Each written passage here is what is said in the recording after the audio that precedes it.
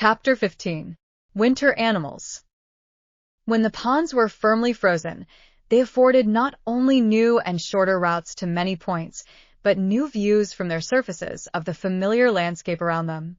When I crossed Flint's Pond, after it was covered with snow, though I had often paddled about and skated over it, it was so unexpectedly wide and so strange that I could think of nothing but Baffin's Bay.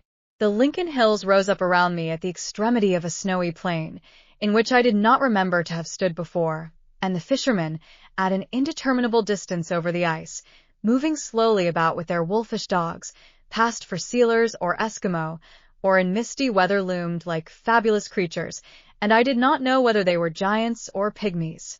I took this course when I went to lecture in Lincoln in the evening, traveling in no road and passing no house between my own hut and the lecture room.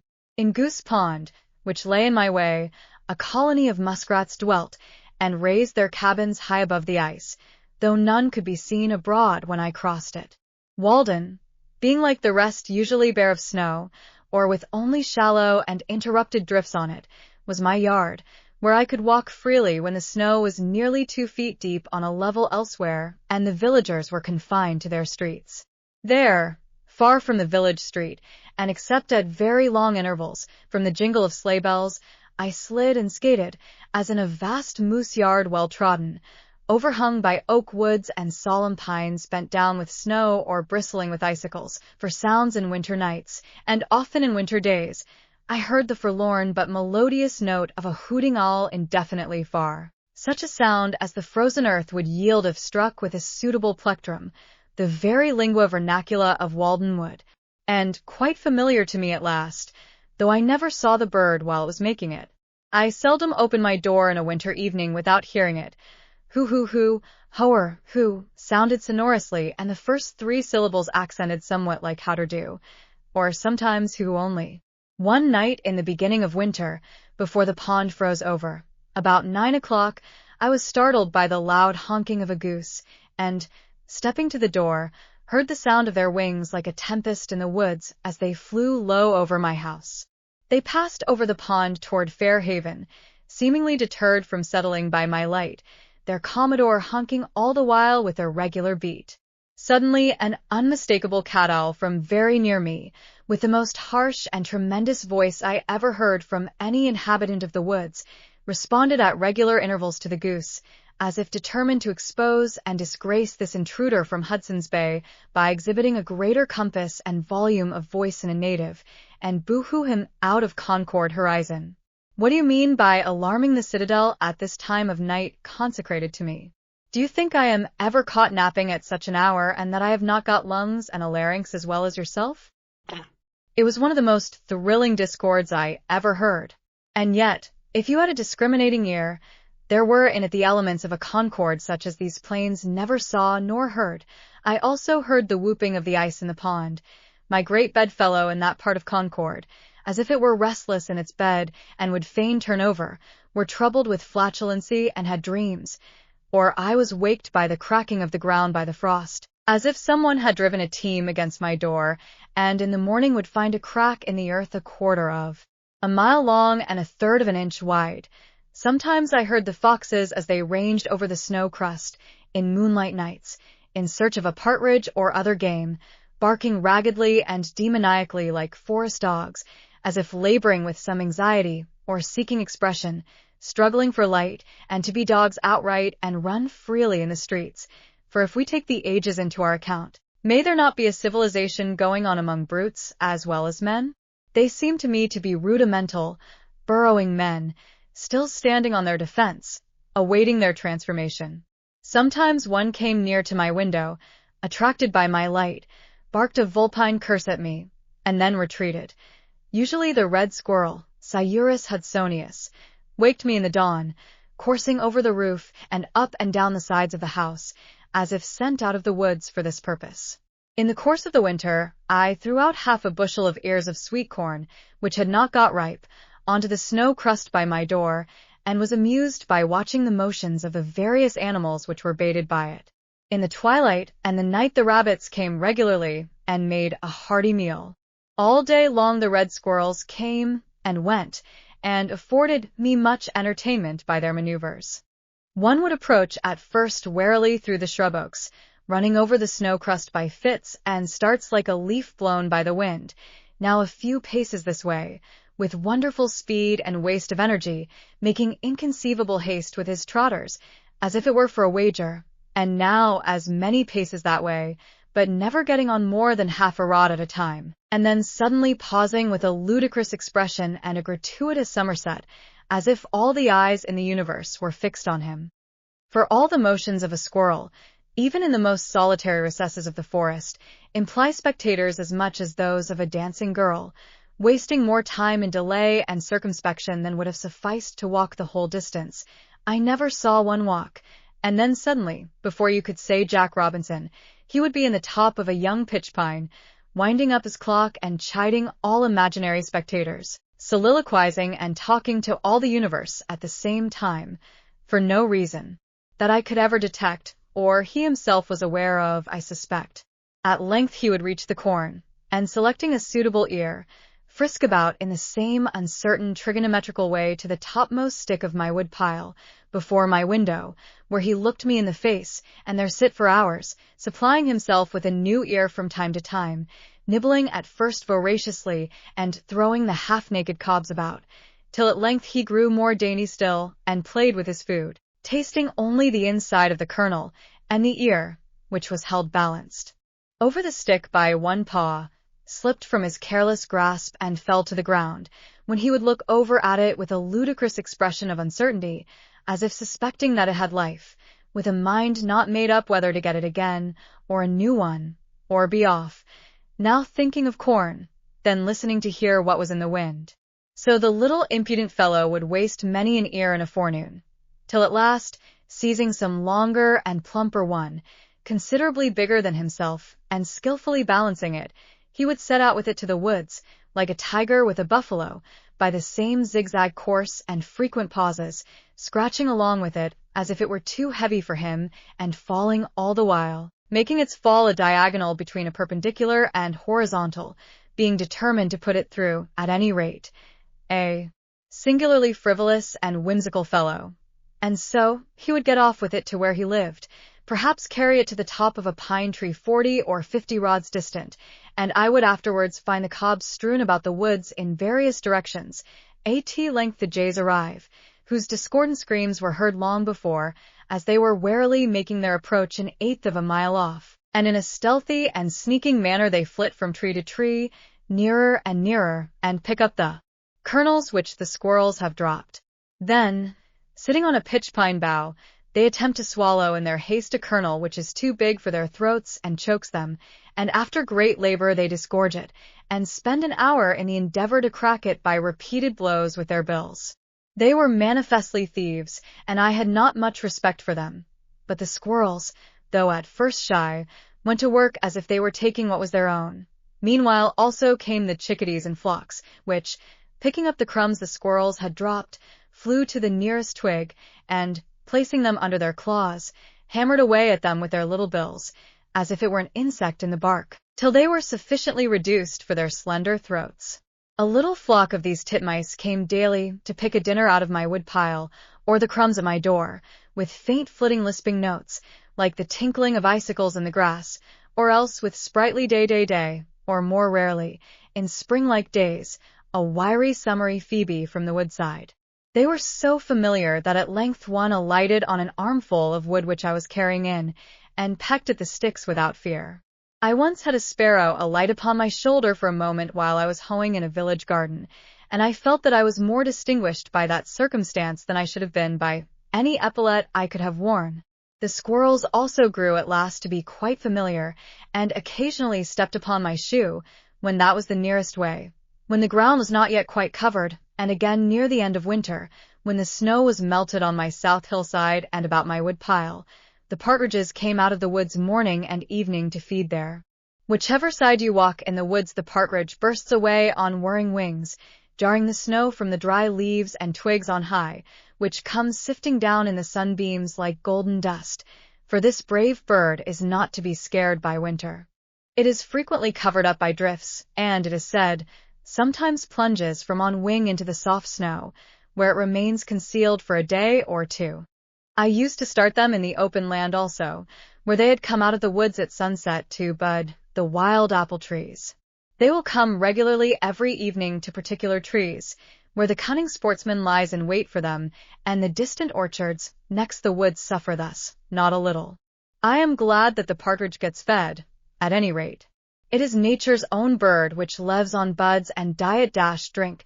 And dark winter mornings, or in short winter afternoons, I sometimes heard a pack of hounds threading all the woods with hounding cry and yelp, unable to resist the instinct of the chase, and the note of the hunting horn at intervals, proving that man was in the rear. The woods ring again, and yet no fox bursts forth on to the open level of the pond, nor following pack pursuing their Actaeon.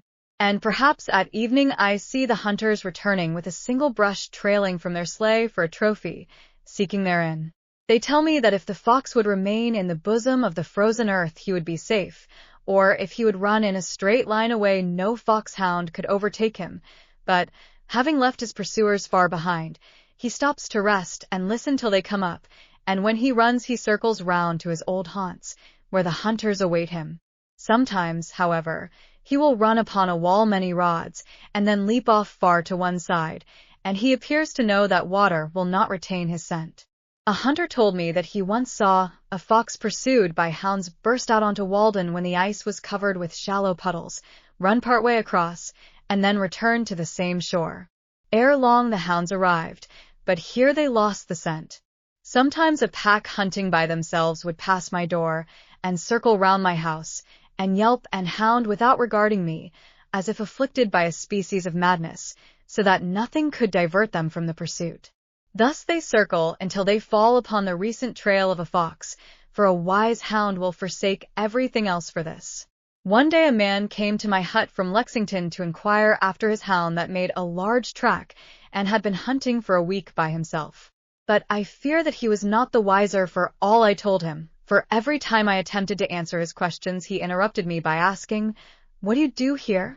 He had lost a dog, but found a man point one old hunter who has a dry tongue, who used to come to bathe in Walden once every year when the water was warmest, and at such times looked in upon me, told me that many years ago he took his gun one afternoon, and went out for a cruise in Waldenwood, and as he walked the Wayland road, he heard the cry of hounds approaching, and ere long a fox leaped the wall into the road, and as quick as thought leaped the other wall out of the road, and his swift bullet had not touched him.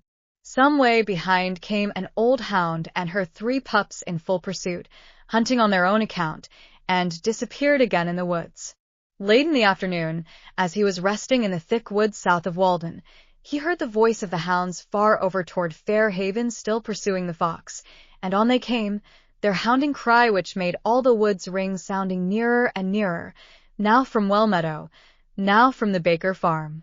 For a long time he stood still and listened to their music, so sweet to a hunter's ear, when suddenly the fox appeared, threading the solemn aisles with an easy coursing pace, whose sound was concealed by a sympathetic rustle of the leaves, swift and still, keeping the ground, leaving his pursuers far behind, and, leaping upon a rock amid the woods, he sat erect and listening, with his back to the hunter.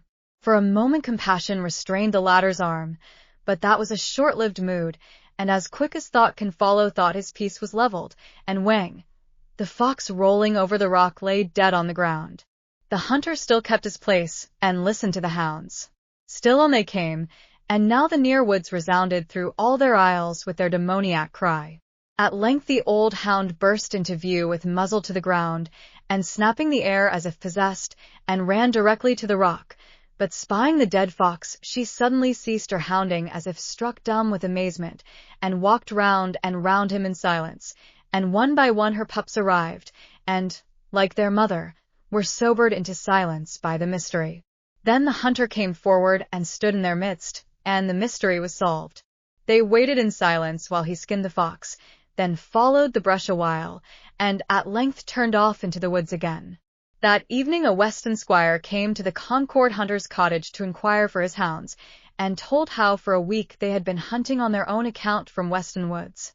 The Concord hunter told him what he knew and offered him the skin, but the other declined it and departed. He did not find his hounds that night, but the next day learned that they had crossed the river and put up at a farmhouse for the night, whence, having been well fed, they took their departure early in the morning. The hunter who told me this could remember one Sam Nutting, who used to hunt bears on Fairhaven ledges and exchange their skins for rum in Concord village, who told him, even, that he had seen a moose there. Nutting had a famous foxhound named Burgoyne. He pronounced it Bugen, which my informant used to borrow. In the Wast book of an old trader of this town, who was also a captain, town clerk, and representative, I find the following entry. January 18th, 1742-3, John Melvin Cr. By one Grey Fox 023. They are not now found here, and in his ledger, February 7th, 1743, Hezekiah Stratton has credit by 1/2 a catskin 0, 1 for 1/2. Of course, a wild cat, for Stratton was a sergeant in the old French War, and would not have got credit for hunting less noble game. Credit is given for deer skins also, and they were daily sold. One man still preserves the horns of the last deer that was killed in this vicinity, and another has told me the particulars of the hunt in which his uncle was engaged. The hunters were formerly a numerous and merry crew here. I remember well one gaunt Nimrod who would catch up a leaf by the roadside and play a strain on it wilder and more melodious, if my memory serves me, than any hunting dash horn. At midnight, when there was a moon, I sometimes met with hounds in my path prowling about the woods, which would skulk out of my way, as if afraid, and stand silent amid the bushes till I had passed. Squirrels and wild mice disputed for my store of nuts. There were scores of pitch pines around my house, from 1 to 4 inches in diameter, which had been gnawed by mice the previous winter, a Norwegian winter for them, for the snow lay long and deep, and they were obliged to mix a large proportion of pine bark with their other diet. These trees were alive and apparently flourishing at midsummer, and many of them had grown afoot, though completely girdled, but after another winter such were, without exception, dead. It is remarkable that a single mouse should thus be allowed a whole pine tree for its dinner, gnawing round instead of up and down it, but perhaps it is necessary in order to thin these trees, which are wont to grow up densely. The hares, Lepus americanus, were very familiar. One had her form under my house all winter, separated from me only by the flooring, and she startled me each morning by her hasty departure when I began to stir. Thump, thump, thump, striking her head against the floor timbers in her hurry. They used to come round my door at dusk to nibble the potato parings which I had thrown out, and were so nearly the color of the ground that they could hardly be distinguished when still. Sometimes in the twilight I alternately lost and recovered sight of one sitting motionless under my window. When I opened my door in the evening, off they would go with a squeak and a bounce. Near at hand they only excited my pity. One evening one sat by my door 2 paces from me, at first trembling with fear, yet unwilling to move, a poor wee thing, lean and bony, with ragged ears and sharp nose, scant tail and slender paws. It looked as if nature no longer contained the breed of nobler bloods, but stood on her last toes. Its large eyes appeared young and unhealthy, almost dropsical. I took a step, and lo! Away it scud with an elastic spring over the snow crust, straightening its body and its limbs into graceful length, and soon put the forest between me and itself, the wild, free venison, asserting its vigor and the dignity of nature. Not without reason was its slenderness. Such then was its nature. Lepus, levipes, lightfoot, some think. What is a country without rabbits and partridges? They are among the most simple and indigenous animal products, ancient and venerable families known to antiquity as to modern times, of the very hue and substance of nature, nearest allied to leaves and to the ground, and to one another. It is either winged or it is legged. It is hardly as if you had seen a wild creature when a rabbit or a partridge bursts away, only a natural one, as much to be expected as rustling leaves.